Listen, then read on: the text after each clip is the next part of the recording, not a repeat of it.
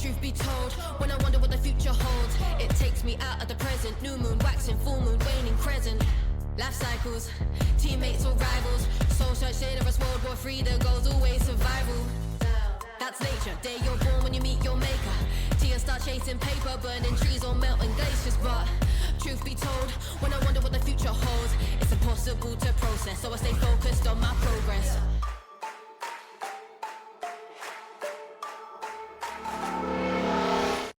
Yes, people. Welcome back to the Triple Captains podcast, episode 6. I'm your host, FPL Hots, aka Hardcore Hots. I'm here with my other hosts today, Arc and Guffs. As you guys should know by now, whoever gets the most points for the week is the person who hosts the show. And that happens to be me. So that makes it... Smug it. I'm not being smug. I'm just saying that it's for the people that don't know if they don't. But yeah, literally it's 2 for me now and 1 each for the lads. So it's all close. It's early season. So, you know, there's no gas. I'm not Guffs. But yeah, interesting game week. To be completely honest, I'm not chuffed about my game week, but we'll get into it. Firstly, how you guys doing? You good? Ark, start with you. Yeah, I'm alright. Still kind of getting over the dodginess from the weekend. Couple of elementary errors made. But we live and learn. We don't learn and live. So we're all good. I hear that. And the man who dares, as he says. How you feeling? Not good. Not good. I ain't gonna lie. It was a rough week, man. It was a rough week. Yeah. Put some stuff out on social media that I'm sure people may have seen. Yeah, sometimes you gotta take it to the chin. And this is one of those weeks which I have taken the chin for real. Big Y. But yeah. I don't know what's on your brain, my brother. Fab. Challenge accepted. That's all I saw online. And then, like, you know, we're here, but we'll get into that. But yeah, to be honest, like I said, I'm not chuffed on my game week. All the talk about, oh, your wild card. You happy with that, yeah? You sure? Blah, blah, blah, blah, blah. You know, at the end of all of that talk, I did okay. So, you know, but I'm still in the same shoes I was last week. Like I said, I'm happy with my team and the players I put in, but, you know, I'm still got my eye on other players, and we'll get into that. But yeah, I suppose we might as well... Rough week, man. Rough week. Put it behind me. Do you know what I mean? It is what it is, man. Like, you know what I mean? I know you're trying to hide that smile. Do you know what I mean? I'm surprised. To be honest with you, I'm surprised you were so easy on me. I was waiting for like this big thing to come from you. I keep on telling you. And that was nice and calm and very unhot-like. So it's not very unhot-like. I keep on telling you, what you like to do, yeah, like you did in the last episode, is you like to trigger. So then, obviously, you poke the bear, it's going to bite your head off, innit? But like, what happens with you is that you like all of that. Me, I'm not on greasing man down because he talks a lot. I'll let you know, but then I'm cool with that. But what's happened is last week you was trying to get onto my team, and I was thinking, okay, if this was you right now and you had the most points, you would have had props ready. You would have had a speech. You would have had everything prepped. Me, I've just come on and I'm just, you know, I freestyle everything in it. So it is what it is. But you know, the reality is, I got the most points. Art got the second most, and you're the only one left. So what you do is you try and disguise. I speak facts, like you like to say. That's the facts. I got the most points. Art got the second most points, and you got the least out of everyone. You know, so that's what it is. I'll let you guess, Guffs. But you know, like behind all that kind of like suave exterior, you try and add little jabs behind the back. I see you. Okay. It's all good. What was you doing last week? You thought you could duck and dive and all of that stuff. Remember when you was doing all your movements? Yeah. Don't do that again. Yeah. Listen, don't worry about what I'm doing. I'll do what I want to do. You know what I mean? Just focus on yourself. All right? We might have to mute you and take off your avatar. You start singing and dancing again. But yeah, look, he says I've taken it easy on him. Cool.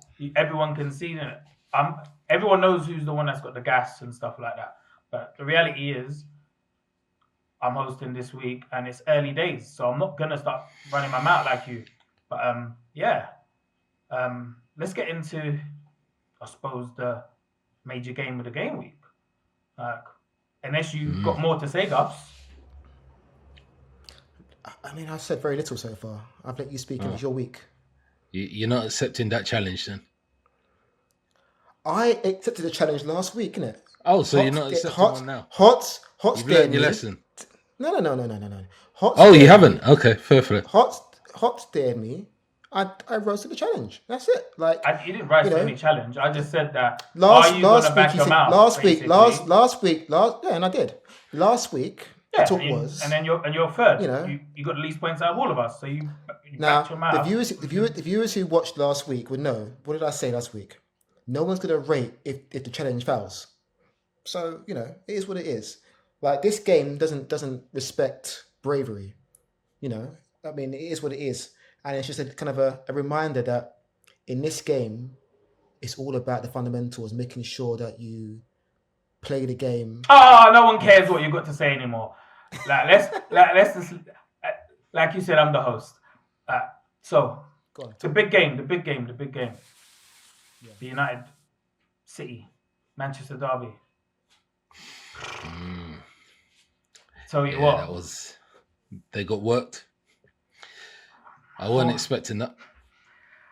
We all made predictions, so I guess we start there, really. Obviously. Do you know what? Yeah, I've got a lot to say on Man United right now. Like that falls outside of FPL. And let me just give me 1 minute. Yeah. Listen. So what are you saying? Class is in session, yeah? Listen, yeah. Like I've got something to say now because. Here's my thing, right? Watching Man United these days, like when I saw the result coming 3-0, a part of me was like, not feeling sorry for them, but it's almost that I'm exhausted with how much banter as an Arsenal fan I do against United, right? To the point where I had a little bit of sorrow for Man United. And then, hours later, I'm seeing on social media some idiots talking about things like, Lenny Euro's better than Mosquera, and I suddenly remembered why I hate Man United fans and why some of these guys are just clowns. Do you know what I mean? Like, if you're one of these fans of Man United, why are you talking? Honestly, shut your mouth, Brad. Like, you've got no reason to be comparing my players to your players. Your team is pants, okay? Your manager's pants, your team's pants, your bench's pants, your equipment's pants, your owner's pants, even your stadium's falling down his pants. Don't chat about my players and your players. We ain't the same. Like, there was a time in my life, where I'd watch Man United play against some team and the opposing player will score a goal and he'd be like, yeah! Sliding the floor with his knees, what a goal! And the other players will pile on and the manager running the pitch and they're celebrating at the end of the game. We won, yeah! Now you watch Man United play a team, the team wins, no one cares, bruv. Like, it's almost like, yeah, we beat them, so what? Game done, shake hands, off the pitch. This is where we are, Man United right now. It's been happening for seasons now, isn't it? So that's why it's kind of... If you're a Man United fan, gassing about how your players are better than ours, my advice to you is just be humble and shut your mouth, okay? Because you ain't got no business comparing your players to our players. No, fully. And I heard that. Lenny Euro, as talented as he may be, what's he done, bruv? I saw a stat the other day saying that I think this is the first game he actually won when he started was against Burnley. This guy is meant to be better than... Shut your mouth, bruv. But listen, it's off my chest now. That's I had cool. to talk on that. Everything you said was real, so I can't even, that's why I didn't interrupt. I just had to nod along because it was true. But with all that said, your prediction was United victory. So, what are you saying? Yeah, I went with United not because of United, but I went with United because of City. Like there was 2 in a row. I thought that one of those games, the Manchester derby, anything can happen, and I thought they could catch them in a counter attack and maybe cause them issues. But as it turned out, United, to be honest, the game was a weird game. I didn't think Man United even played terribly. it's just they were toothless. And Haaland is right now in that form right now where he's on bits and was clinical. Actually, he should have had a hat-trick, really. He hit the post, which he should have scored. But, yeah, I'm not surprised that City won 3-0. I just fancy United might take this one. But what about your guy, Sesko? He had his full start, or his first start, should I say. Do you know what? I think with Sesko, yeah, like any player that comes into United right now, like I think players coming from different leagues, particularly young players, like I think Sesko, if he came to Arsenal, I think he'd be doing a lot better right now than he's for Man United. Purely because Arsenal are a settled club and we've got that foundation to allow him to sort of thrive. But for United, the team's in a mess and he just can't do his thing. But he was poor, as was most of the players for Man United. The team's a mess. What can we say, really? I mean, City look I'm good, enjoying watching them in the mud. City look good. I'm not saying it was. Did they though? I'm not saying they were perfect. I'm not saying they were perfect, but I think, well, I don't know. Sometimes it's about who you're playing against, and they look good to me against United, in my opinion. Like, you know, as you said, it could have been more than 3. What's your view, Ark? I just think that United are quite disorganised at the moment, in vital moments, and it can allow a scoreline to make a game look different to how it was. So if you think about it, and if you watch back, United actually had a lot of chances. Like Boomer, like usually he's more clinical than what he was. Like he could have got himself 2 goals for the day. Like so, United weren't as bad as the scoreline suggests. That said, in vital moments, they were that bad. They were like the when Haaland broke away for the second goal, that was just complete nonsense. You've got like 3-4 defenders not understanding who to go with and so on. And to be honest, like it's hard not to blame Amorim. Like I'm a person that I'm more than comfortable with the idea of standing on your principles. I think that principles breed your culture and breed ultimately your style. So I'm all for that. Like many of you will remember when loads of people were on this Arteta out and so on and so forth. I was like, nah, I can actually see what the guy is trying to do. I can see where he's trying to change things culture-wise. So for me, when I see those kinds of things, I'm like, okay, yeah, I'm good to go with it. And to be fair, I thought that Amorim would do well when he comes here, but the guy is too rigid, like in terms of the way that he wants to play. And then he's even putting the wrong personnel in. Like for me, I can't understand how Mainu can't get into the team.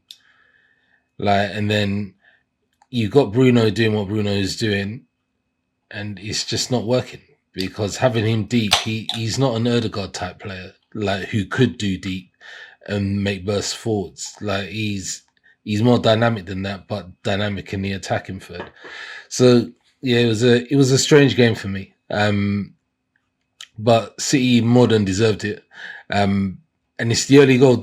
It's always that kind of thing as well. It's whoever gets the first goal in those derby games and who goes into the ascendancy. And then obviously, like with different things that were going in and around the game, i.e. with the information that came in with Hatton and so on and so forth, it kind of, those things, they tweak and change the atmosphere. Change the emotion of the game.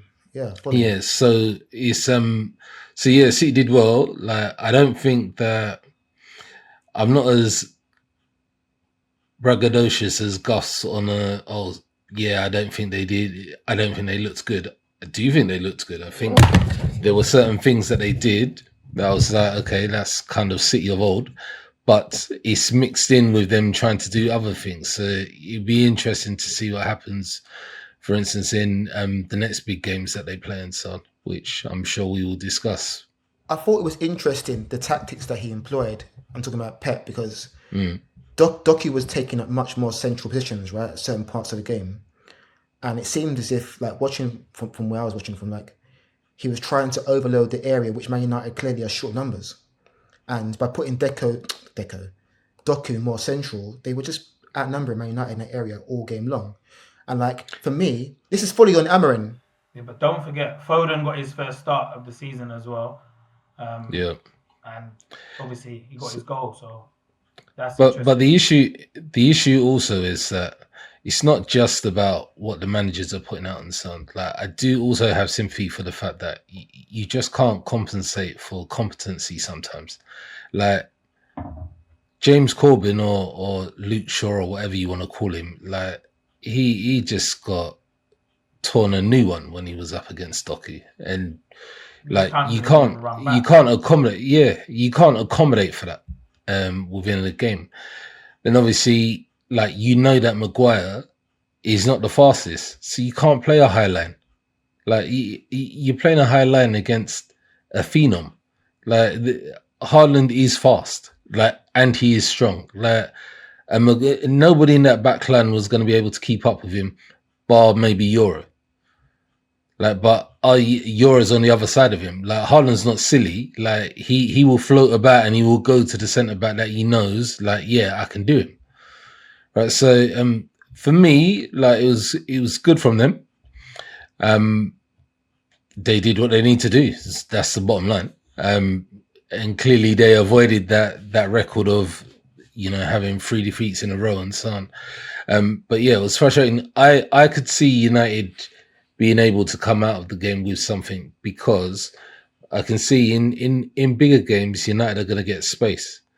And what they will do is they're just going to spray the ball. So they'll spray it to an Mbeumo.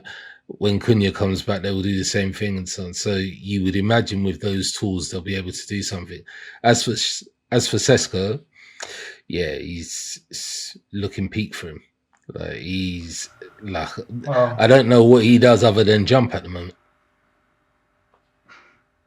Well, I would say he looks like you said, he'd be good in the air, but I suppose he needs time to settle. So, you know, if that is his first game, then yeah. Yeah, but it's almost like that's mental. Like, what is? Whatever whose background that was in, that threw me differently. I'm not gonna lie. Don't worry, it's just a drink, mate. Yeah, that made my mind go mental. But listen. But look, yeah, go on. Chill, Winston. Me our host. Fair play. You understand? Right. To be fair, Mr. Humble, go on, no? No. You know what? Look, one thing I will say though, I do like Guffs' energy and the logic he's got for the United fans. I'm just hoping that he keeps this logic up. So when we come into next game weeks and you didn't finish top, I don't want to hear nothing. Like, you just supposed to settle in it and be cool. But yeah.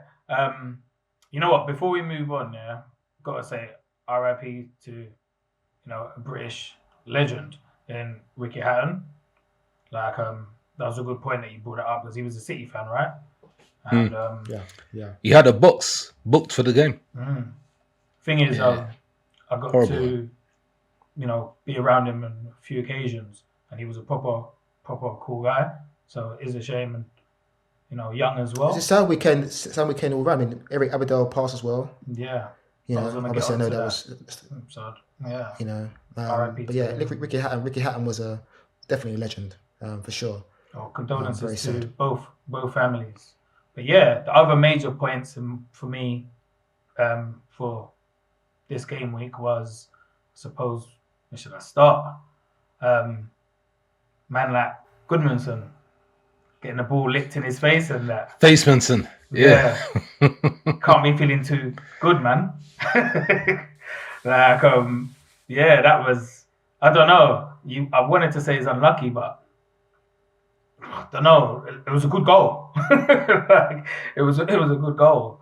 Like, but what is it? I don't want to seem like I'm trying to be macho, but what is it? We had Bruno Fernandes crying, and now we've got this guy crying about it. The manager was like, yeah, he was crying in the changing rooms. I'm like, bro, like, I don't know. Yeah, you can't be having that come out about you. I don't know. For him to make a point of him crying, it just makes you start feeling that the guy was in there wailing, like throwing himself about on the floor, tantrums and all sorts. Yeah, he's a masculine energy. I'm all for masculine energy, and he said, oh yeah, he was in the change room crying, and That's like, oh, bro, why you should have said that? You should have just kept that in the changing rooms and that.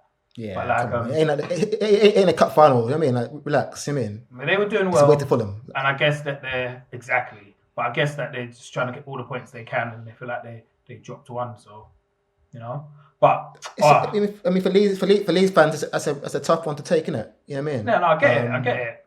But I personally won't cry about it. But yeah. What about man like Harry Potter? I mean, Graham Potter. Listen, man's on his last legs, bruv. Like he ain't gonna finish the season. He's gonna go before the season's done. How does a man have both strikers playing in the last game when they've won? Even Callum's come on and scored, and then you go into this game with your strikers on the bench.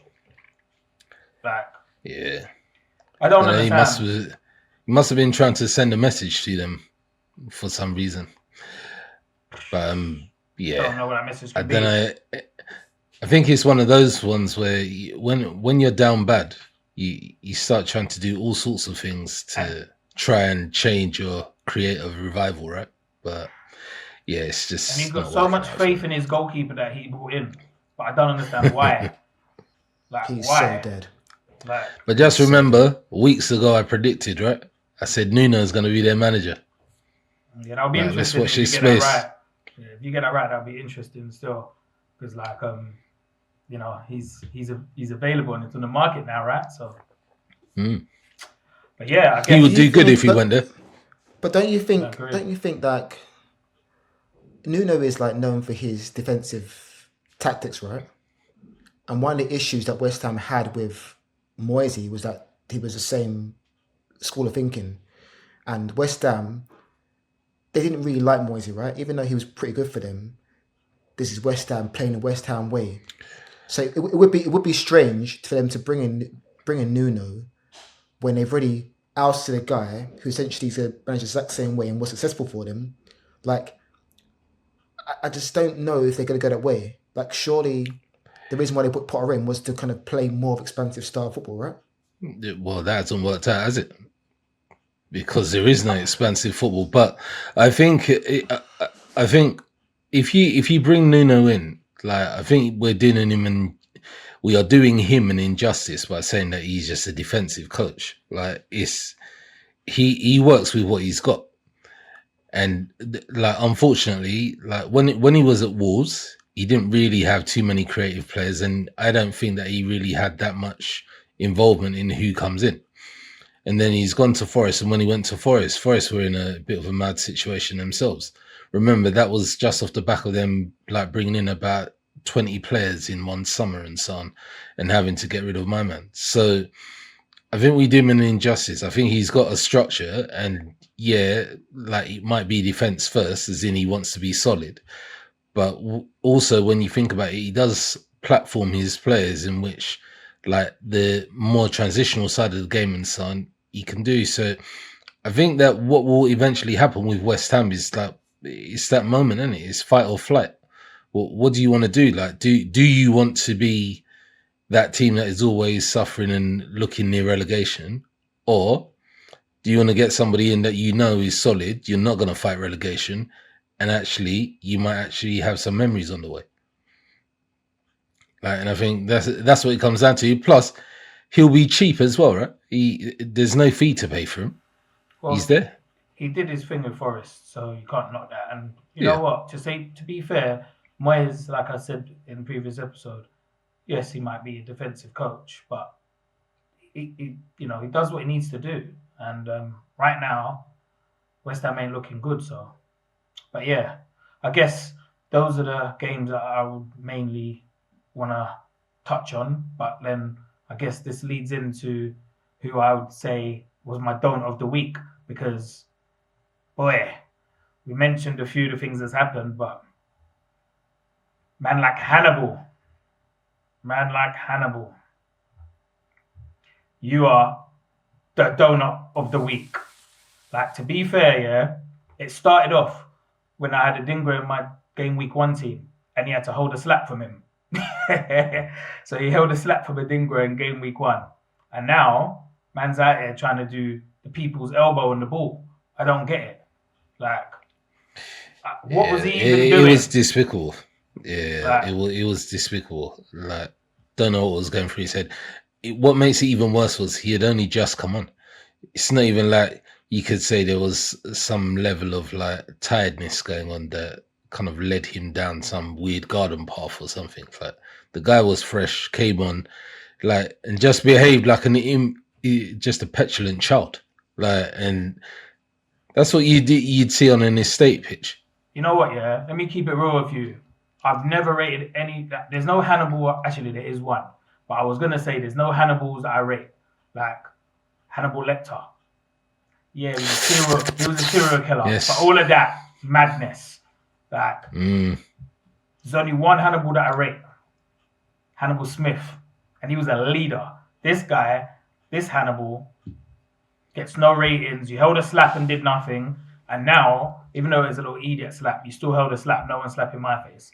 And now you're just coming out, raising your elbow on purpose as well. Because at first I thought, oh, maybe it was harsh. When I saw the replays, I was like, what are you doing? It weren't harsh. And the thing is, yeah, as an Arsenal fan, I'm not going to lie, I was content with the 0-0, even though I had Salah captain. And obviously, you man didn't. Yeah. But like, I was stuck. That's the worst part. Well, that's the worst part. Because, I mean, not only did this wankster, do this stupid handball, okay? Not only did it mean that Liverpool escaped with a win, they really and truly, they didn't even create much in the game and got out with a win. But the worst part for me is that Salah was my captain. You couldn't come and run your mouth. That's what it is. Okay? And all those jammy guys, who had Salah captains, eked out some jammy 18 points, bruv. Yeah, but you can't say it's jammy the whole game. No, it's not jammy. Of course not. Obviously, you'd say that because you just keep it real. But let me just say one thing. Even if I didn't have Salah captain, I would have still got more points than you. So I know you're not talking to me about Sham. I know you're not. I'm just letting the It's not about whether you not got more points than me or more. I'm just saying that Salah was dead the whole entire game. Okay, he didn't deserve to get no goal and people to profit from his goal. So Did for your me, captain deserve to get a goal? No, right. Liverpool were flat in entire. Listen, my G, relax. All right, I'm calm. Relax yourself. All right. You relax. I'm just saying. You seem like I'm just saying. Excited, not me. I had Salah captain and I just got my points, and you said jammy, and like Arc said, there's nothing jammy. I didn't refer to you. I refer to the people, as in the people that has Salah captain. Yeah, and I'm one of them. To see. So I'm saying, I'm just letting you know, regardless of what you're saying, I'm letting you know I'm one of those people with Salah captain, and it weren't jammy because my team still had more points anyway. So I'm just letting you know. This has got nothing to do with your team. I'm just saying it was frustrating to see this guy get his penalty when he was poor the entire game. And even outside of FPL, like, this guy has got a stat sheet, 2 goals and an assist, and it looks good on paper. But, I've got Salah in my team, and I'm still watching and thinking, okay, you got your penalty and stuff, but really and truly, you're not playing well. But that's what you put penalty takers in for, right? No, obviously. That's what I was gonna say. Like, that's what you pay the bucks for, right? Like, it is frustrating, but I also understand where you're coming from, Guffs. Like, when you're watching it, FPL is a mad situation because you watch a game and you're egging on a team to win that you really don't need to win, because actually your own actual real team, you need them to gain in the league, right? So, but when you get to that point where you start realizing, you're like, okay, my captain ain't done nothing today. So you're like, all right, the least they can do is draw. The least they can do is not take the points. Like, and for this guy to come on and do what he did, like, the way Harriet just outlines the low IQ level that he has got for playing, because why would you do that? The magnitude of where you were, the magnitude of it, of Burnley getting a point against Liverpool for them would be big. It's something for them to build on. And so 95th minute as well. And I'm not one of them people that sit down and do this hater watching business of other teams. That I don't really care. Like, but in reality, when the game was going the way that it was going, I, like anybody else, was thinking, okay, cool, like, game on, like, let's see. So it's going to be a 2-point gap. But imagine this though. as someone with Salah, because obviously I'm the only one that had Salah, right? So as someone with Salah, I'm thinking 94 minutes, 0-0. As much as I want Salah to score so I can get those points and close the gap, because I still felt, that other players are going to have scored with their captains and could score after that game. So it's like, I'm like, 0-0, let's just finish the game off. And then he does that. I don't want Salah to miss the penalty. I don't want to take minus points. So now I want him to score. So it's like the emotions changed so quickly once the penalty was given, because he better score then. So it changed everything. But I didn't want him to score, if I'm being honest. So it is mad how the emotions work. But yes, Hannibal, you are the donut of the week. Yep, definitely. Definitely. And it'd be interesting to see what Scott Parker does with him. If it was me, if I was manager, he wouldn't be playing again for a good couple games. Like I said, there's only one bench. Hannibal that I rate. Hannibal Smith. So you get me? I wish I had a cigar right now. I'd have put it right there. You get me? You're a top joker. Like how you got the chain around your neck. B.A. Baracus. You get me? Yeah, man. Interesting game week, but, we move on. It's a frustrating one. Definitely a frustrating one. Yeah, it was. It really was. And I just think that one of the things that's really interesting about it, right, is it does show so Liverpool have done this a couple of times where they win late on and so on. You're starting to see the power of a bench, right? Because they just have so many options that they can bring off a bench. And obviously they'll add to that with Isak. But it's quite funny because you start looking and you're seeing, well, again, we touched on it last week. It's the defenders that are bringing in points at the moment. A lot of people, when you're looking at it, a lot of people wildcarded last week, went double Palace in the back and so on. So they got that double clean sheet. And it's just quite interesting to see where the game is going, because I think also when you look at it, and we've spoken about this, Gus, I think I even touched on it in our group. Even a lot of the content creators that generally end up finishing within the top 10,000, etc., they're all struggling this year because everything that is happening at the moment is just random. There are no patterns. Like me, who loves to look at data, I'll see something, I'll be like, yeah, I could go with this or whatever not, and then you just get corrected straight away. And it's been an interesting 4 game week so far. One last thing about the game though, what a game like that shows me, and particularly what it's showing with Liverpool getting these late winners. It's in the vital moments in the game, in the last few minutes when the game is tight or it's level. The difference between the big teams and the smaller teams is just, the wider thing is mentality, but what I would call it is calmness in the vital moments. The smaller teams just tend to lose their composure and their cool and just do stupid things, right? When the bigger teams just keep playing the same way and play with clarity and keep doing the same things again and again and again. And Liverpool, they wasn't lucky. At the end of the day, they were in control of the game and they were probing for most of that game. But, they were continuing to do the same things and the same robotic movements again and again and again. And then eventually they get the luck comes their way, right? The same thing against Newcastle, It's that bit of quality in the 90th minute in the game where the cross comes over, the awareness to sort of do the step over. So, it's just sad to sort of see Burnley, who defended so well for most of the game, and obviously they had 10 men as well for the last 10 minutes, which also kind of impacted the game.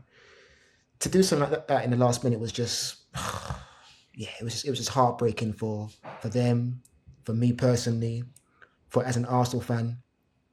But look, Liverpool can't keep doing this. Eventually, I think it's going to catch up with them. If they keep playing this way and keep thinking they can just score goals in the last minutes, then eventually it's going to get found out.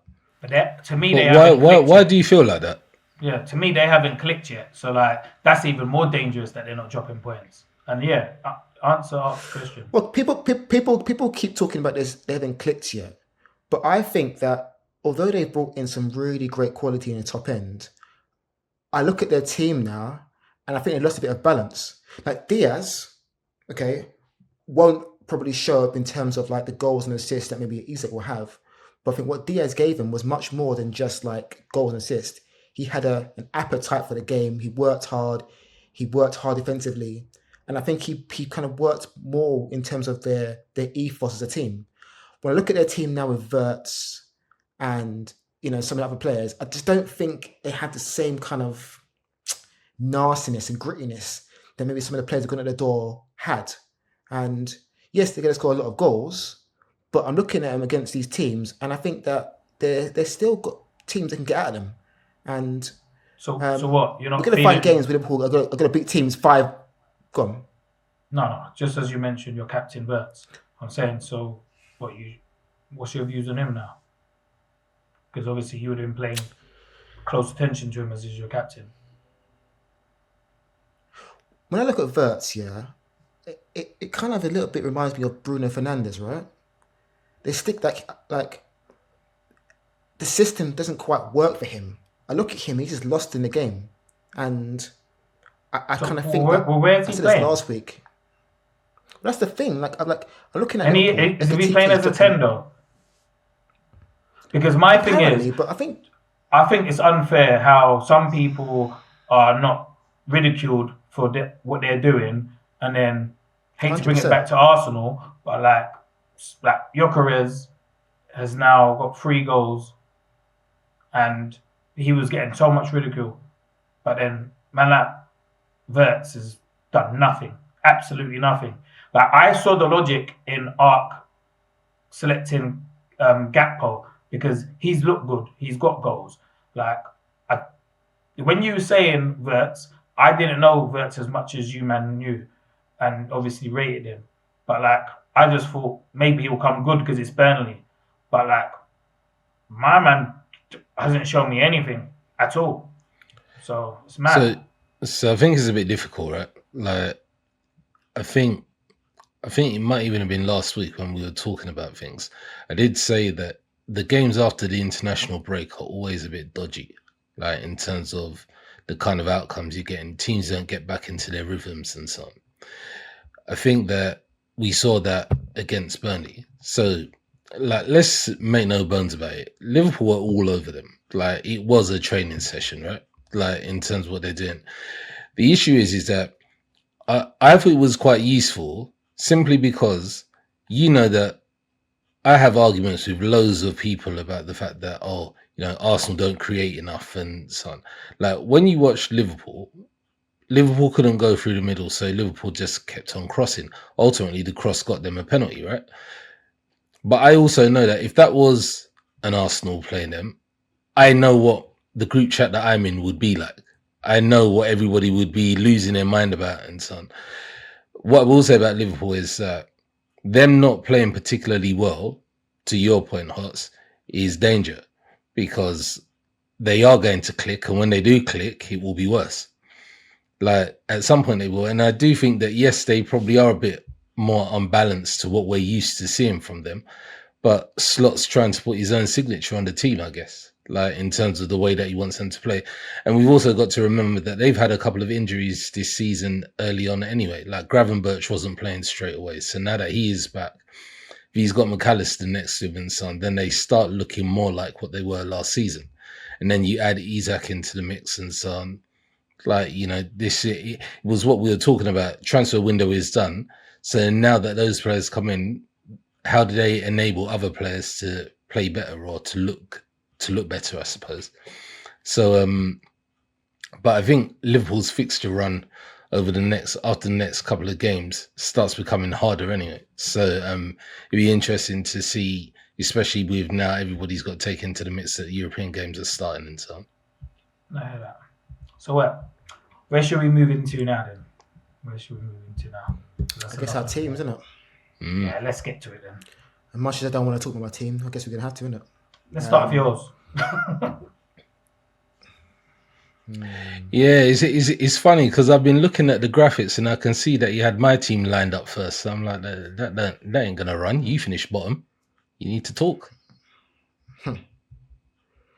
Double team again. All right, I'll see you guys. Listen. No one's double teaming you. Hots weren't talking. Yeah. I mean, there's not really a huge amount to say about this team. It was a very, very poor game week. The frustrating thing was that, obviously I spoke last week about potentially playing my wild card. And I was doing the calculations of what my wild card would have got, and I would have got 92 points. So that is like a massive frustration for me personally. But the team, look, I mean... Woulda, coulda, shoulda. So yeah, my team, 43 points, another bad game week. Verts obviously was my captain. Was an epic failure for me. Didn't really look at scoring in the whole game. Watkins is still just... It's frustrating, right? Because now I'm in a situation, and I think Art can relate to this, in that Villa have a game next week against Sunderland, I think. So I can't get rid of him now, right? As much as I'd like to and get rid of my Villa assets, it would be silly to get rid of him at this game coming up. So, look, I think this is a time for me of just calm and not panic. Understand that playing a wild card potentially for game week 5 wouldn't be the smart play now because there's so many top teams playing against one another. So I think that it's just a case of me just to take it, as what it is. Glad you corrected yourself there. Yeah, You're learning. You see that, yeah? Yeah, try to kind of put myself in a better position for this game week, and then maybe game week 6 might look to do a wild card potentially. But it's a shocking game week, and it was compounded by the fact that Salah, like I said before, got that goal. So I lost out on points there, but yeah, it's a very, very frustrating game week for me. And the only sort of silver lining I can take from this game week is that it's only game week 4.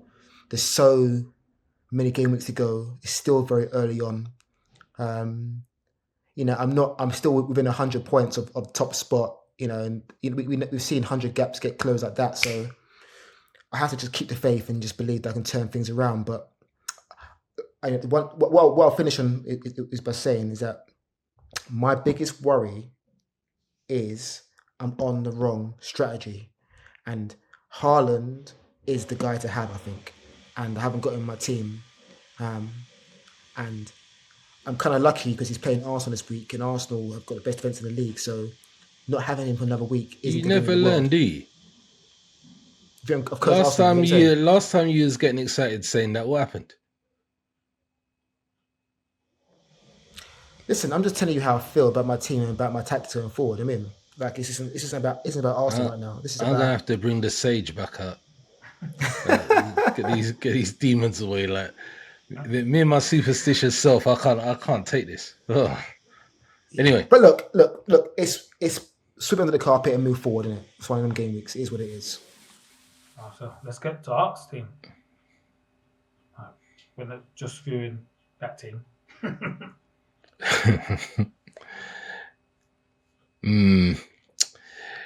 Yeah, I've got a lot of things that I need to change about there. My biggest misstep was Gakpo, obviously. I went for him because he had more potential for an upside if he banged. And with the team that he was playing, Burnley, their expected goals against is the highest in the league and so on. So this is where logic can floor you with this game, because ultimately, for all intents and purposes, especially watching it as well, like he didn't create much, but he's clearly got a strategy. He just cuts in and shoots, right? And in some games that's going to work, but nobody was opening up other areas. So he's not. There's no question mark over him whether I'm going to keep him or not. He definitely needs to stay. My big issues are more around whether I feel that Madueke is actually going to add some returns for me, and likewise whether it's useful enough to keep Bruno. I'm in a similar position with what Gus was saying with regards to Watkins. For me, very difficult with his next 2 games that are coming up to get rid of him. But at the same time, I'm just looking at his price and thinking, is it time to make that move?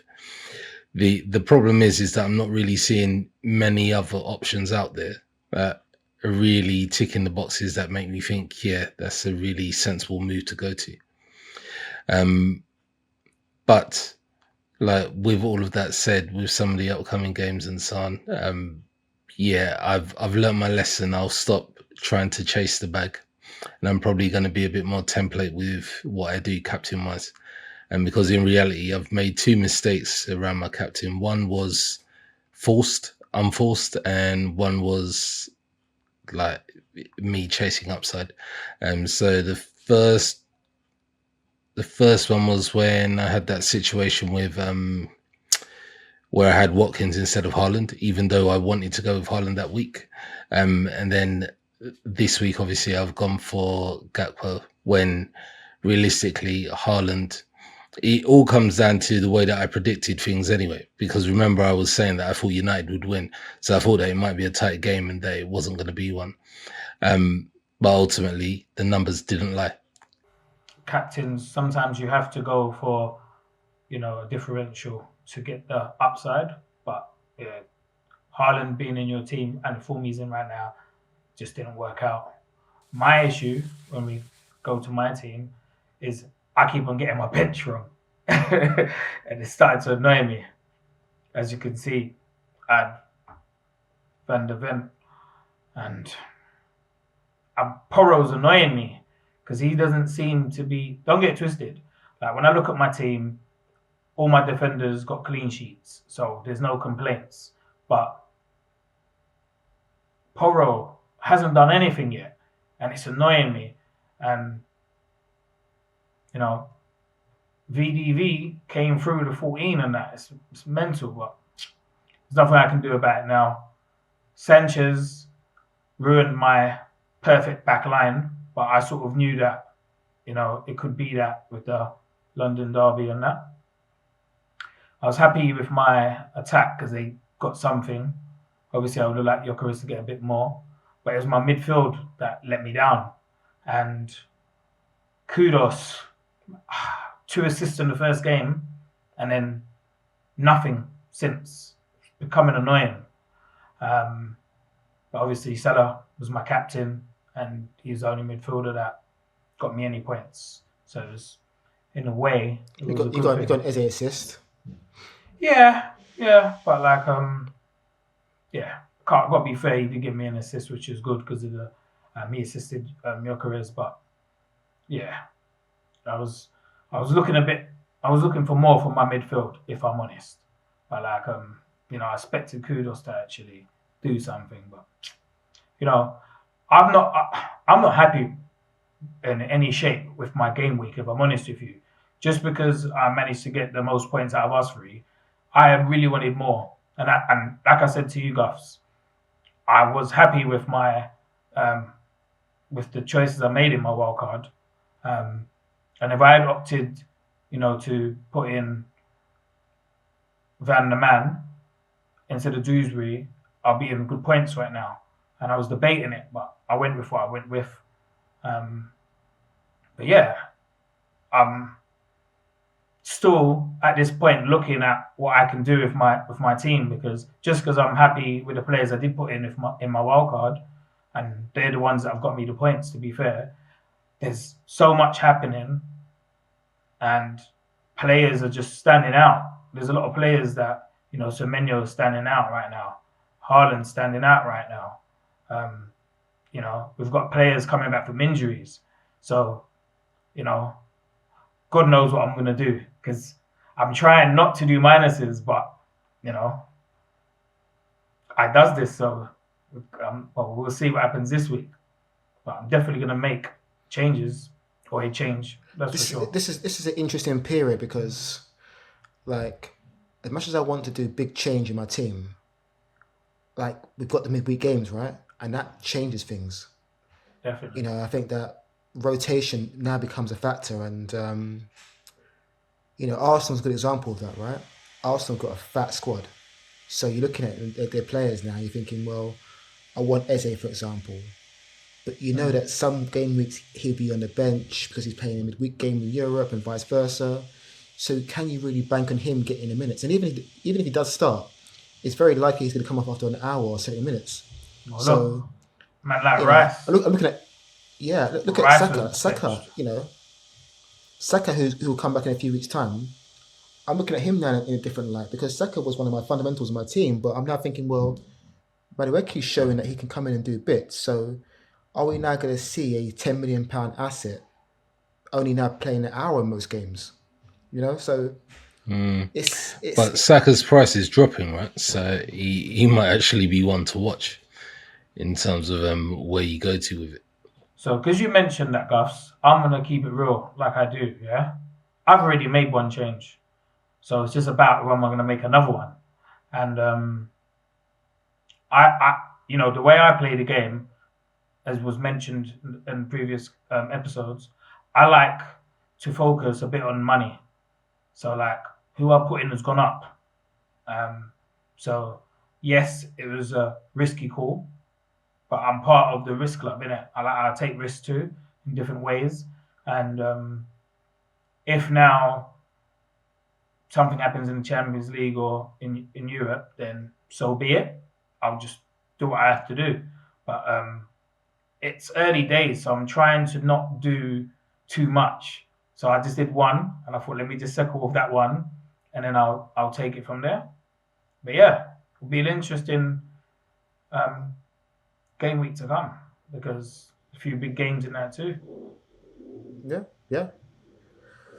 So Arc, I mean, talk to us a bit about, your, famous now, infamous, famous. I know.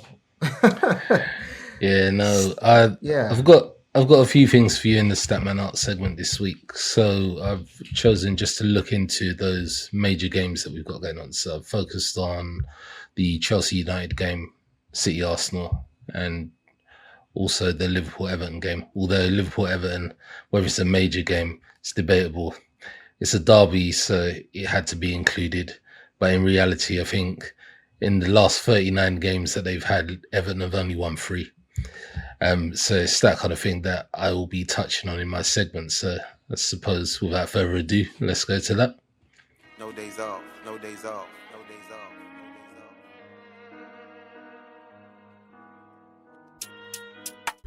Did you ever hear the story about Leon? I said Leon, they said Leon. He was from the flats that the Jack kids be on. Before the cats they had they cracked a fiend on. They say on the street he a fiend on. When he squeezed on, it's phenomenal. Make a change off a name like a hitman, and we'll hitman if it's reasonable. Then you'll have Game week number 5. There are 3 defining fixtures for this weekend: the Arsenal versus Manchester City, Liverpool versus Everton, and Manchester United versus Chelsea. Let's cut to the chase, through the noise, and get to the numbers that really matter most. First up, the Arsenal versus Manchester City. The real friction point here for me is that everybody frames this as Haaland versus the Arsenal wall. But the Arsenal's wall is only one corner away from collapse. Another reality of this fixture is that Ødegaard is out, Saka is out too. So that hands the keys of creativity over to an unproven in Arsenal colours Eze, who's seen as the new fulcrum, as well as Noni Madueke, who brings direct one-on-one threat. But the real risk is that last season, Arsenal conceded 40% of their goals to set pieces. That was the worst ratio in the league. When you map that against City's height with Rodri, Diaz, and of course Haaland, they'll thrive on that. And the XP history to this fixture is volatile. Arsenal won 5-1 off the back of 1.53 XP. At the Etihad, City drew, but had XP of 2.76. The fixture swings like a pendulum. In reality, from an FPL point of view, Haaland still remains the safe captaincy floor, but the ceiling sits with Arsenal's new creators in Eze and Madueke. And if you are holding on to Arsenal defenders for clean sheets, just remember that you're buying them for upside, not protection. Now moving on. Liverpool versus Everton. I really struggle with this fixture in terms of calling it a rivalry. For me, it's a ritual. Everton don't just lose derbies, they almost never win them. They have 3 wins in the last 39 Merseyside derbies. That's 7.7% as a win rate. When you add into this mix up, Liverpool have won all 4 of their league games this season, with goals coming after 80 minutes.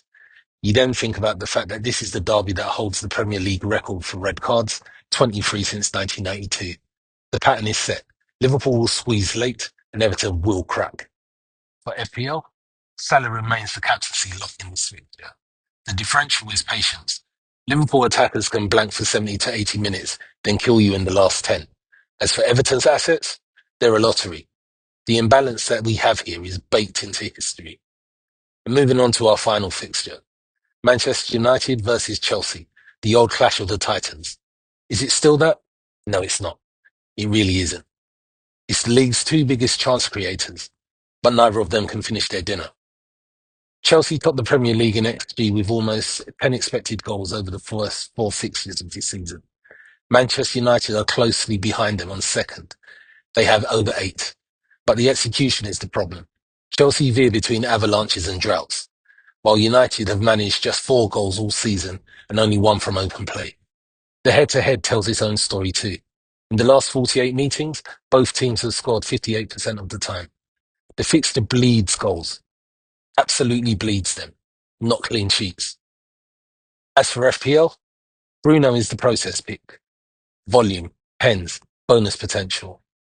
But you've also got Palmer from a Chelsea point of view, who's the safe lever. If you chase, you're betting one of these blunt front lines is finally going to convert. Don't waste transfers on defenders here. It's chaos versus chaos, and goals are inevitable. That's my evaluation for the week. Arsenal's creators, will they step up? Or will Liverpool continue their dominance? And ultimately, which one of Chelsea or United is going to, in that chance factory match, have the finishing touch? What I will say, don't follow the template. Follow the truth in the numbers. Those games coming up, going to be interesting. Yeah. So let's start Caveat. with you, Mr. Stattle. Caveat. Yeah. I don't do Arsenal predictions. Yes. This is like the 3rd week of me saying this. I'm just putting it out there. So I'm already starting to get heat from other areas. And like, what's wrong with you? Like, why don't I just don't do it? With regards to the other matches, I really want Everton to do something against Liverpool, but they've disappointed me far too often, as per some of the stats I was talking about within the segment. So I don't expect much from Everton, and I expect a Liverpool win. And then with regards to United Chelsea, yeah, difficult one. Chelsea, you would assume that there's going to be some kind of rotation, because they're in Europe and so on. But they don't have any other strikers, so I expect Pedro to start, and I expect him to play the majority of the game, unless they're going to use Palmer to play false 9 or something along them lines. I just feel like they will have too much for United. I feel United will have chances, and United do seem to often react. Like, they end up coming away from a game where they've had a bad result and they get something out the next, but I just can't see it. And with this, it's either going to be a draw or a loss. Yeah, I kind of feel the same way about United. I think Chelsea are not a particularly expansive team, right? They're quite structured in how they play, and I think that's the kind of team that I don't think they're going to leave major gaps for Man United to exploit. And I think they'll just methodically break down United, and they've got too much quality for them, plain and simple. And also, I think Chelsea are one of the sort of stronger midfields in the league, right? They've got a nice balance in there with Enzo and Saicedo, and obviously Lavia is not fit right now, but when he's in here as well, they've got another option. I just think they just have too much for United on the day. I don't think it's going to be a hammering, but I think I can see Chelsea winning maybe 2-0. That kind of scoreline. But one of the things as well is that Chelsea are quite efficient set piece wise. And I think because of what we've alluded to about United already, about their disorganisation at the back and so on, like I can see them conceding out a corner with Chelsea. So for me, I can't see Chelsea losing. Like it's possible United could come out of it with a draw, but I can't see Chelsea losing it. So for me, my predictions in general, Liverpool to win, which will frustrate me. I think Everton are gonna do well against Liverpool. I don't know why. I just have that feeling. Obviously, I'm not Mystic Meg or Mystic Hots, but I actually feel like Everton will do well against them. So I'm gonna put it out there now. I'm not saying that they'll win, but there's potential of the draw there for me. If they go and get smoked, then it is what it is. But I do feel that Everton, they're going to want to be the first team to make them drop points. And as we said, Liverpool haven't been their best in all of the games. They just managed to do what they needed to do. So I think this game's going to be more interesting than people think in regards to Everton. Anyway, that's my view there. Chelsea, I think the game's going to be Chelsea's. From what I'm seeing from Man U, they had chances against City, and they probably might get on the score sheet against Chelsea, but I think Chelsea win. But obviously, for me personally, the big one is Arsenal City. Now, that's the game that I'm stuck on. Obviously, the stat man himself doesn't like to comment, and then I can comment. I just won't predict the score. Like, okay. From that perspective, like, it's not for me. But right. So therefore, me saying what do you think the score will be can only go to Guffs. So like, I'm curious to hear what Guffs has got to say on that, because he's mentioned Haaland. Touch on the other games. So I think first and foremost, I said the Chelsea game. I think Chelsea will win. Liverpool, Everton. I kind of half agree with you, Hot. So I think that Everton. There's always that kind of like funny thing about derbies, and I think Everton are better equipped defensively to give Liverpool a few problems, but I still think Liverpool have too much for them. Oh, Liverpool! Listen, as far as I'm concerned, Liverpool are that team at the minute. But I just think Everton. Do we think we'll see Isak over the weekend? I think he'll get minutes. I think we will. Yeah, and I think so therefore Liverpool, it's written in the stars for him to score a goal in derby, right? I see Liverpool win the game 3-1. That's what I see. What? Jack's first goal? Do you know what? Like, I can Hall. see it being like a tight game. I could even see Everton scoring first, right? Oh.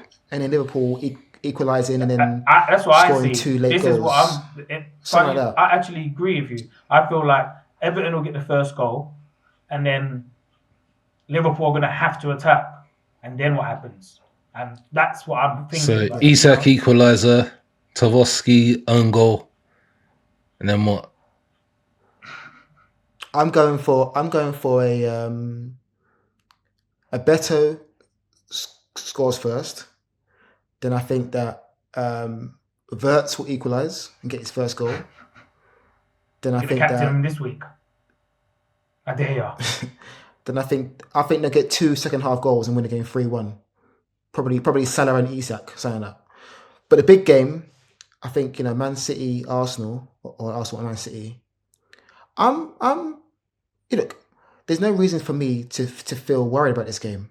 Like, I think that Man City obviously are a team to be respected. They got Haaland, the best striker in the world, in their team, and they're always capable of scoring goals. But, I think that for the first time in a long time, we go into this game, I think, with a much better structure. I think we go into the game with overall more weapons. And I think defensively, Man City can be got out. Donnarumma obviously is a fantastic goalkeeper and is a great shot stopper, but I think Arsenal can win this game. And I always feel with Arsenal defensively, we're always good for shutting out most teams or keeping the score down at the other end. So we're always going to be in the game. Oh, Haaland's in I'm great quite form, confident right? that we can. As you put it earlier, but we've got the best defense in the league. I believe it. Debatably. But, I believe in our structure, but it's going to be a tough game. So prediction then. So what happened? You didn't believe in it last year? What, our defensive structure? Yeah, against City, because you said that you're going into this game not worried because you feel that we've got the structure. So was you worried last year? No, what I first said was that I go into this game feeling differently about our overall team, right? Strength of our team. Like, I think that for the first time in a long time, I think our squad is better than Man City's squad.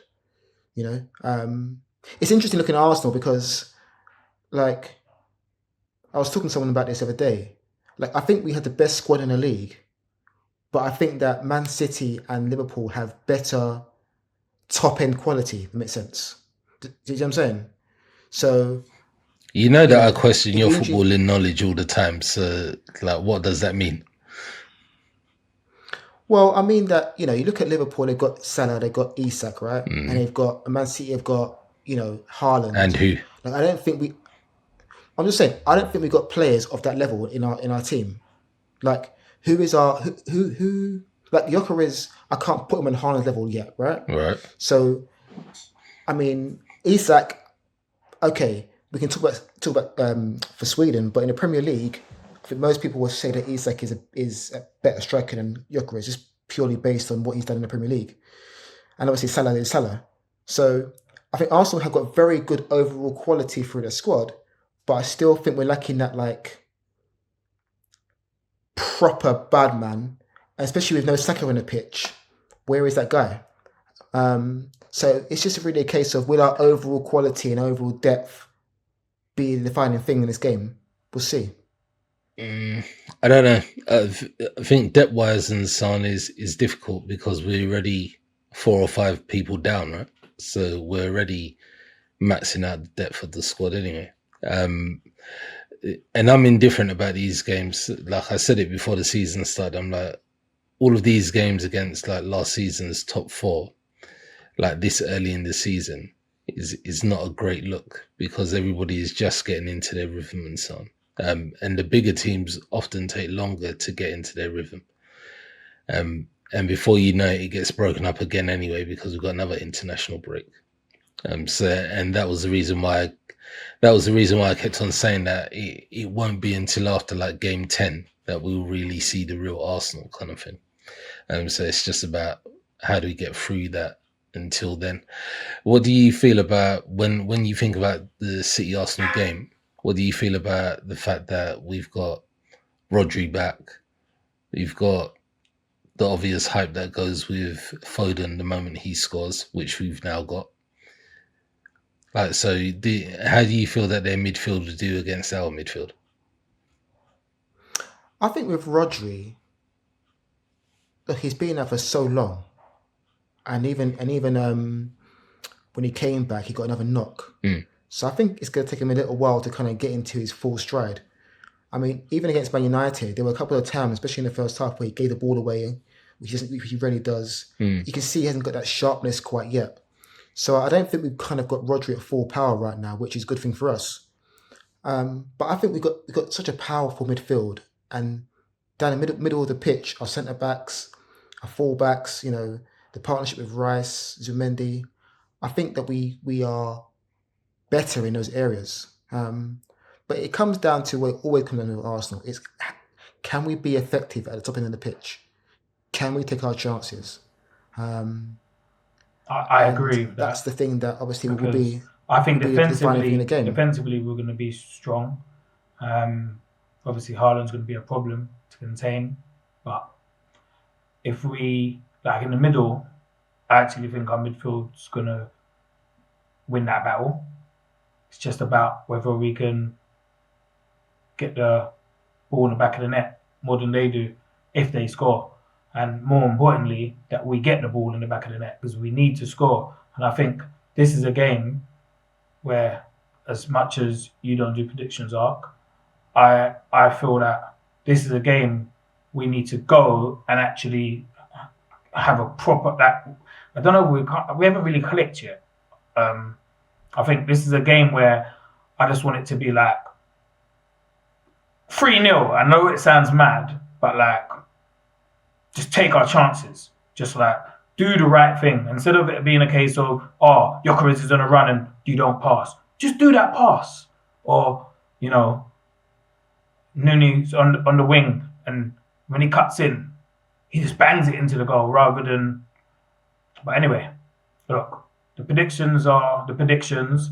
What are we going to do about our predictions? Like, what's our plans? You know, what's our strategies going into this game week? I think for me, so I said last week that I had a plan in terms of where I wanted to go with things. I didn't really want to use a chip until game week 8, but then game week 4 happened, and I've seen the effect that others have had where they've wildcarded and so on. But the problem that I've got is if I was to wildcard now, like has a downstream impact, right? It's not the greatest of weeks to do it. If you did it in game week 6, which is better, like you'd bring certain people in, but then you wouldn't be able to triple captain or bench boost, etc. So like there are a couple of things that need to be looked at. I think because of that, And I think I suggested it last week also. I think I'm now fixated on when I'm going to use a particular chip in Gameweek 15. When you look at the fixtures, you'll probably work out why. I'm not wedded on when I use bench boost, but clearly it will be for when the week is a bit more favourable. Right now would not be. Like the top teams are playing each other, and that's kind of happening on and off for the next couple of weeks anyway. So again, it doesn't really settle down until we kind of get to the back end of November, early December. But then that also becomes fraught with danger because you get loads of games coming at you thick and fast. But because of the big fixtures that we're talking about, I definitely won't wildcard this week. I will resist the FOMO. So I won't go with any of the urges. And I still don't think that I'm going to do any of the chips until Game Week 8. But I will put a few bits out over the coming week to really address where I am with that and what I think my likely strategy will be and so on. Yeah, I'm kind of on the same page as you, really. I think I better change if you're on the same page. This is not good. Well, I think the wrong move is to chase past losses, right? Yeah, yeah. That's logical. That's where you can find yourself in a world of pain. Actually, in a weird kind of way, I think that maybe I've got a decent team for this game week now because I still have some of my Aston Villa assets. There's kind of like a crazy logic that maybe they have to kind of click at some point, or they have to at some point score a goal. And given that I've still got 3 Aston Villa assets against Sunderland, maybe everyone has kind of taken them out of their team. I might see the benefit this week, or at least I'm hoping for that. My concern with that is more that it's an away game. I think I would have been a bit more comfortable with the Villa players that I've got if it had been Villa at home against Sunderland. But I feel like going up to Sunderland is not going to be an easy fixture for anyone, really. And the reality is that Aston Villa are actually just playing in the bin at the moment. So we look at the fixtures and we say, oh, this is all right. But then you think to yourself, well, Sunderland have won a couple of games already this season. They've scored goals. And so actually it's a hard game for Villa as opposed to it being a hard game for Sunderland. That, yeah? As someone that looks at team value and stuff like that, I'm looking at Villa's run and I'm like, Watkins has just dropped in points. He's at least 0.2 down. There's is it a time where everyone's taken, or not everyone, but some people are taking their Villa assets out? Do I do a cheeky one and just throw one of them in and capitalize when they actually do something? When they uplift, yeah. Because I think, I'm a madman, but yeah, I actually think like that sometimes. But because of the actual moves I want to do, it's like, is it worth it? Because if I go and say I put Watkins in and then he flops again, I'm going to be so pissed with myself, wasting transfers. So I'm a bit stuck. Because for me, I've done my wild card, so there's no temptation there. It's a difficult week for everyone. But there's still some players that I would like to rotate. But not necessarily for this game week. So it's like, do I put them in before the price goes up? Do I accept that they're gonna go up in price and it's gonna mess with my bank account? Or, do I think smart and just play it out because I've got a decent team, I guess. That's why I picked the team I picked. But then players are going up now. It's that time of the season where players cost. You might want to do something next week and then it's 0.1 out and you're pissed. And now a person like me would just be like, oh, F it, -8. Where someone else might think, oh, well, because it's 0.1 out, I'm just going to have to make do. I'm not that guy. So sometimes I have to just act first so I don't put myself in that position. And it's a tricky one because it's difficult games this week.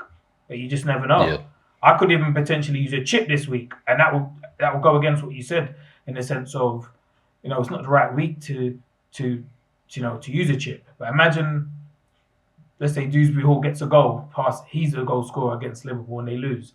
and he's on my bench, he gets a goal, and then, you know, I don't want to give too much away just in case I do it, but you know where I'm going with it. You get me? Yeah. I mean, I'm looking at it like, so for my team, right?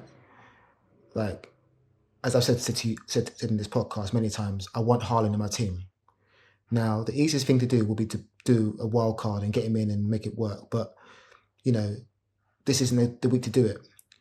So I'm thinking, well, in an ideal scenario, I would like to do my wild card probably week 7 and week 8 when the fixtures sort of turn around for certain teams.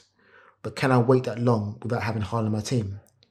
So where I'm at right now is, well, I kind of want Haaland for week 6 because they're playing Burnley at the Etihad. So how do I make that happen without using my wild card? Well, the only way to kind of make that happen for me really is to just not do any changes this week, and potentially game week 6, if Salah's not doing what he's doing, then it's easy 2 changes, get Haaland in, get Salah out, boom, boom, boom, and then I have my 2 changes and I still have my wild card. So what happens if Salah gets a hat trick? Well, exactly. I mean, and I think that's, you know, to the point of my team name, right? Like, you got to kind of like change and move if you get hit in the face. And if Salah licks off and comes to life, then obviously that whole plan changes. But assuming that Salah continues on his path of not really being at that level, that's where I'm at right now, is to conserve my wild card and potentially hold my two changes for next week. And bring Haaland. That's funny because next week is a tasty game, isn't it? It's Crystal Palace v Liverpool. Well, that's what I'm saying. They're way to Palace. It's a tough game for Liverpool. So I'm thinking if I time it right, could be a good move for me. But listen, I got to stop losing ground. More importantly, because you know it's getting out of hand. You know what though? I think it is important to outline the way that things are at the moment. Is a lot of people are gapping, right, and so it looks bad, but the reality is that a lot of people have used a number of chips. So yes, they have got the ground. So what you have to do is hedge your bets on, well, when you use your chip, you're going to have an uplift in your points, which is kind of going to get you to within touching distance of said people that have already done this.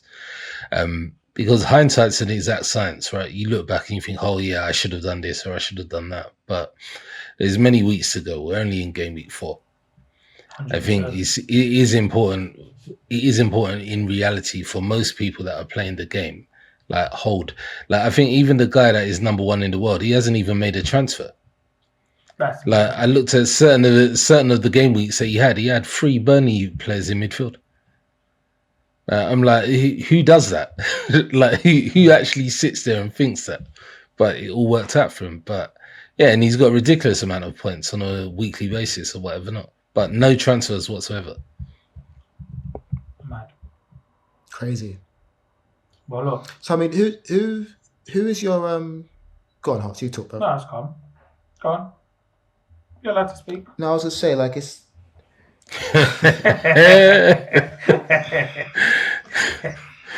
Yeah, go on like before that, I change my mind.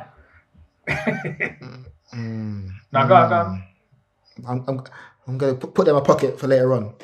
But listen, captains, that's the toughest thing for me, right? Because,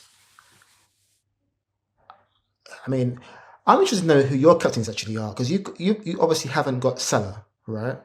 And to me, looking at the games, he would be the logical choice for people that have Salah in their team. But you haven't got him, so where's your head at? Watkins. Really? Sunderland, man.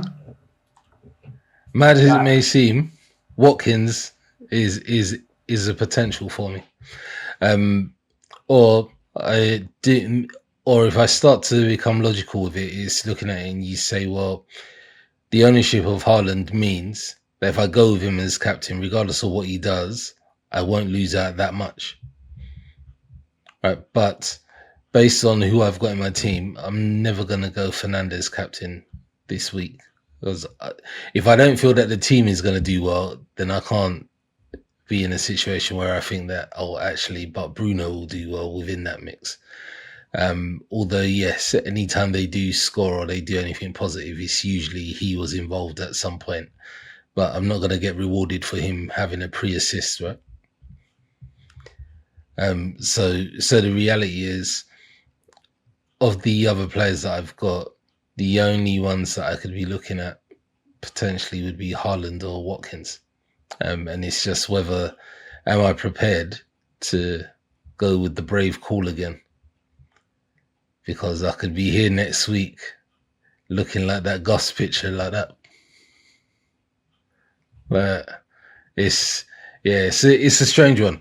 But I mean, as you've alluded to, I think just across the teams in general, I don't think that the captain choice is as easy as it would be. Even to say that Salah is the logical choice, he's not at the moment, because outside of his penalties, his XG is like 0.03. Like he's not doing particularly well. But that said, we all know what happens when you bet against the Egyptian king. Usually he comes up. And he's done that for the best part of 5-6 years, so it's difficult to go against it, right? But he definitely isn't having the GOAT season that he had last season. Yeah, I feel hypocritical picking Salah, but somehow, some way, he just seems to put something on the board, and it's really frustrating because, and also it's a derby, right? This is the kind of game Liverpool will be up for, so. And he's always got penalties, isn't it? He's always got a penalty up his sleeve. But that was the reason why. That was the reason why when you was talking about it being jamming, I know you wasn't aiming at anybody in particular that is on this podcast, but it's not jammy, right? Like it's even the situation where I'm saying, loads of people been saved by their defenders and so on. Like we put these people in our teams for a reason, right? So we're hoping that they are going to do these things. And if you put a penalty taker in, regardless of when they took the penalty, like you put them in because they take penalties, right? So, you know, if it happens, it happens. So that's the thing with Salah, like you said, like you can't bet against him. He's just one of those guys. He could be doing nothing all game and then get a penalty. And that's the reality. It's like, for instance, I know you touched on it a couple of times, Guffs. And when we came into the season, remember I said that I'd be going for Haaland to begin with because historically he always starts strong, right? So now the issue is whether he can avoid injury so that he can sustain, right? But so for me, when I look at what Haaland is doing at the moment, it's not a surprise to me because this is what he's been doing historically. He starts the season strong. First 6, 7, 8 games, you're like, whoa, this guy, like what's going to happen? He's basically wrapped up the golden boot by the time we get into December because he's already on 15, 16 goals. And he looks like he's heading back in that direction now, save for injuries. Hopefully not this game week. Yeah, correct. And it's the reason why, as you can imagine, I'm kicking myself for not making him my captain last week or the week before even. In regards to me, obviously Salah's a strong candidate, but if I make another change, maybe someone I put in could be my captain. So that's where I'm at with it. Like Salah's the obvious one as it stands. Because as much as I'd love to say Gyökeres and we just go out and smoke City, like it's not going to be an easy game. And yeah, I think, you know, if I was to... And he doesn't like playing defenders that can defend either, does he? So I don't know about all that. That's yeah. Do you know what I mean? We shall see. To be fair to him, he's got his 3 and 4, so... That's all he can do. Yeah, that's all he can do. He's doing a lot better than a lot of the newcomers to the league, right? So. Well, speaking of the league, I think maybe pretty good idea to shine light on our league table. Yeah. And show the depressing nature of where I am in it, but. Yeah, real talk, man. You actually look down bad. Well, look, the league's... let's just start with this firstly. The league is now closed, so there's no more new entries. So if you're in the league, you've made it in the league. Number one. Number two, you need to be a subscriber to get that cash. The top three, gonna win, still top of the league. 300 points, not bad. Let's take a look at his team. Yeah, come on, what's he done? What chip has he used to fraudulently get here? Wildcard, yeah, that's his third chip. What's that? Okay. Yeah, I'm doing my Jessica Lansbury. I'm totting this all up. Like I need a comfort blanket. He's only got there Captain because of his Harlan chips. as well. Yeah, and he done Van der Ven sub like me. Pain. If he was in his team, it would have been Pete. But his team done well. Do you know something? Like that's also one of my regrets when I look at my team. So I've got a Spurs defender. The thought process behind it was that he's a fullback, so he's going to be in more attacking positions, etc. But ultimately, it's their centre backs that have managed to acquire more points. Real talk.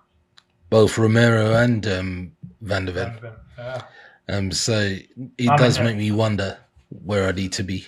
I hear you because I'm in the same position with Porro. But yeah, the top three. So gonna win, still top, and you've got Posh 911, and you've got Dawnbreaker. Let's see the other end of the table. Unfortunately, we are not doing good, lads. Do you know? It's not good right now. It's not the way. Some worse than others, Guffs. But you know. I think I'm starting to see what you're saying, Gus, about these sly rib shots. What? You see it now, yeah? Got to throw a couple blows here and there, right? So like, fuck it. As per the name of his team, innit? Yeah, exactly. I bet he doesn't want to remind us what it means. Well, I mean, look, I mean, I don't know what Ark's talking. I mean, man's in the same page as me. Do you know what I mean? Yeah, I'm on the same page, but above you. Yeah. Remember, you always look at teams that are above you. Yeah, that's what you keep telling the people, right? Boy, we're in the same scroll. No. We're in the same scroll, my friend. Same page, Matt. But just on the reels, though, you both have to like get onto the first page, man. Let's rep the triple captains a bit better. Like I said, we all ain't repping, but especially when you're gassing as much as you, Guffs, you can't be in the 60s and that. But who's bottom of the league?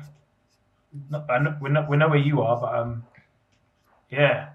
2 peak for you, still bottom. He's trying, he's trying. Glim. You got more points than me. That's not hard. But yeah, that's the bottom. But yeah, who's got the most points this game week? Let's see. I believe I know who it is. I think I've seen, but I don't know if he finished on the most. Let's scroll through. Some high scores this week. Yeah, there he is. Green Arrow, 2.0. And he took a minus. -4. I love it. Let's see the team. Jeez. The guy had him bench. Mad. Captain Harlan. Yeah. I should have guessed that, Captain. Oh, the bench was the correct bench as well. Oh, the 4, but still. Yeah, well done to fair play to Green Arrow 2.0. Big up Dre. But yeah, look, the mini league is early. It's game week 4. So yeah, Banter, and well, you do really need to be on the first page, you know.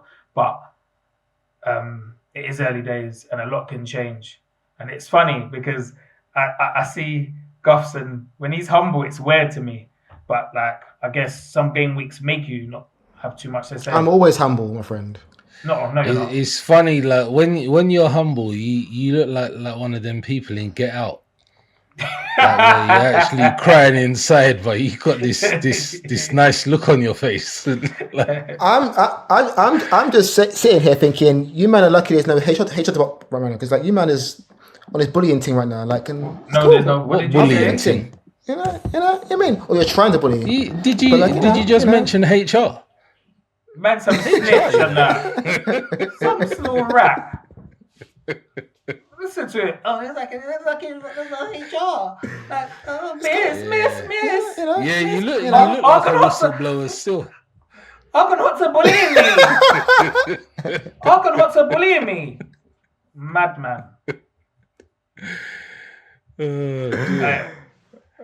But it's all good, man. Have your day. Must got the grease have to your the fun. camera just then. Did you see how close his hair went to this? Listen. I allowed you on a grease talk. All right. Don't dare me, bruv.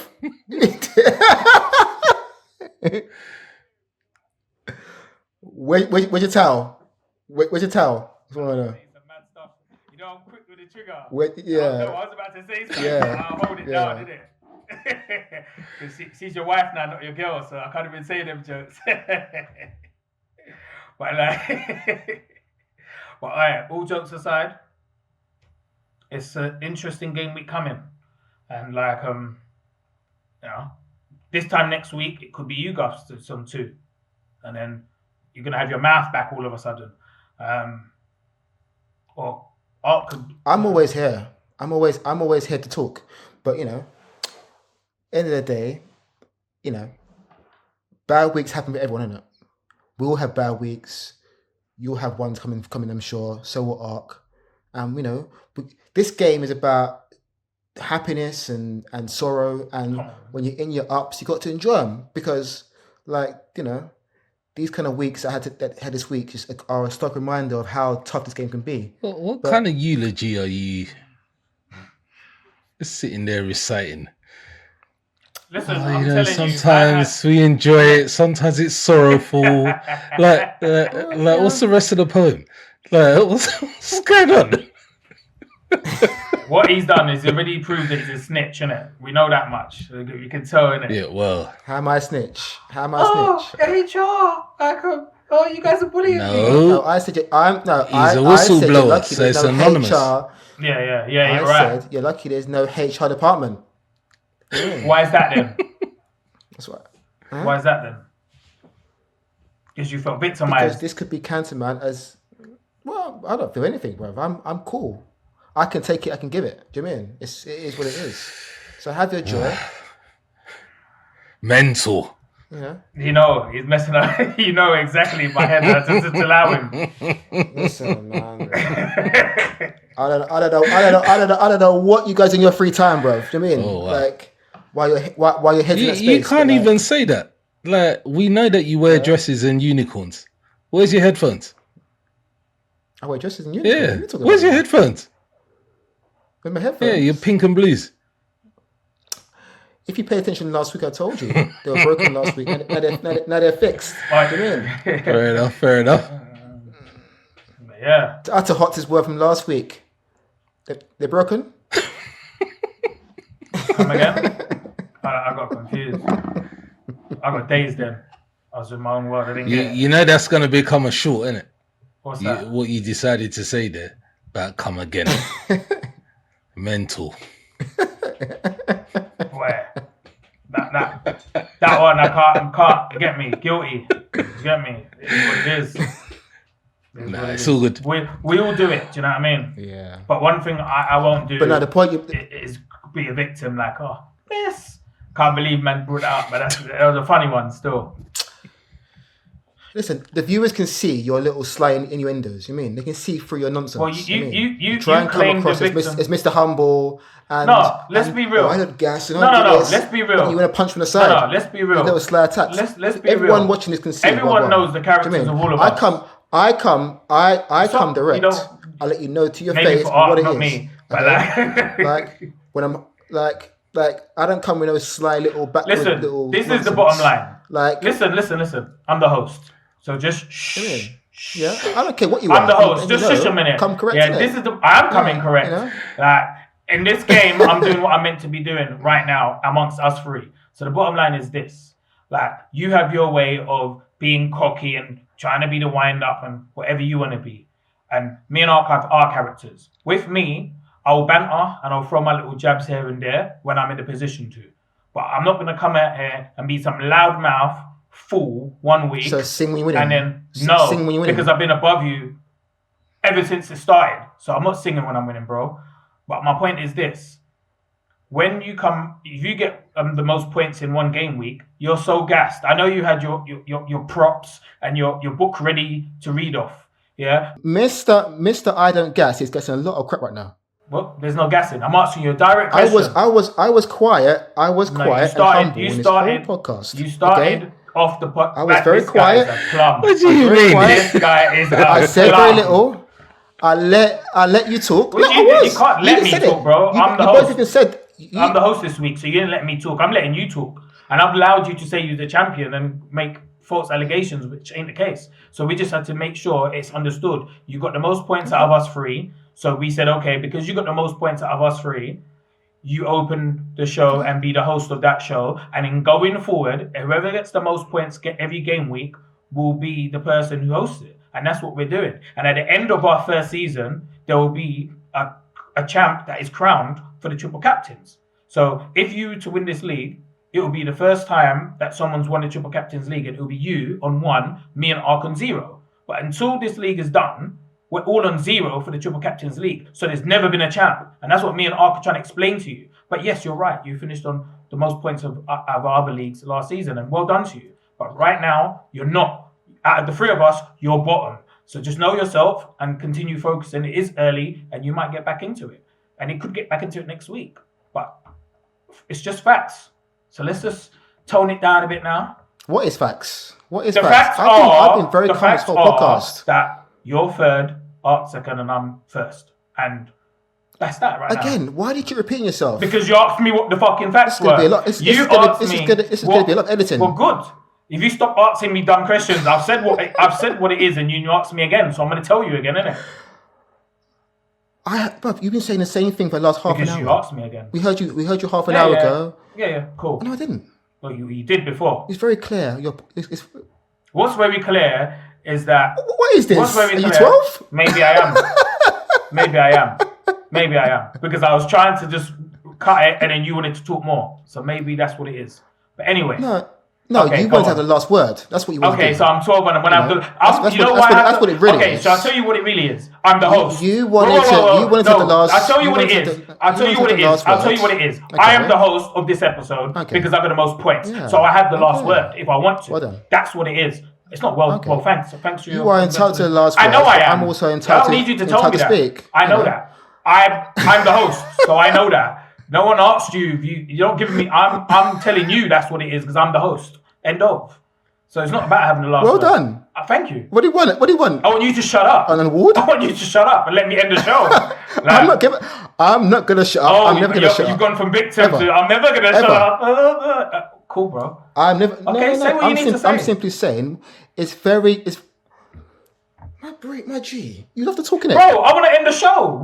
We got nothing. You love the sound of your own voice in it. Well, you know I love the sound of. You really do, I love the sound of. The sound of your voice. I like the sound of winning. Voice, clearly. I love the sound of winning. And that's what I intend to do in this league. That's it. That's what it comes down to. We all do. Okay. Truth be told, when I